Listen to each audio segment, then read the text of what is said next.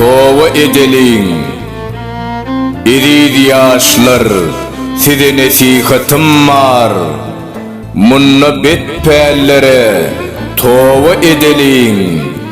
Bizi yalkar yali beyik bir var. Pis pişeler üçün tova edeling. Gursogu pek saklap namaz okaling. Yağışı işler edip temiz bekaling. Kalbimizde insanlığı dokaling. Yamanları görüp tova edeling. Tovalini İdiz Allah'ın gollanır.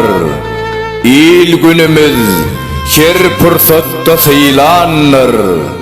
Yamanlara verilen ömür yalanlar. Ömrü yalanlardan tova edeling.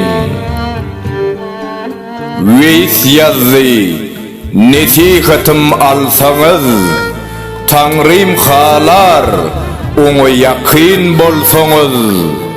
Tova belalardan korar bilseniz, şonun üçün yaşlar tova edeling. Tova edeling. Tova edeling. Autori Veys Kömekov, Okan Toyçu Hekimov.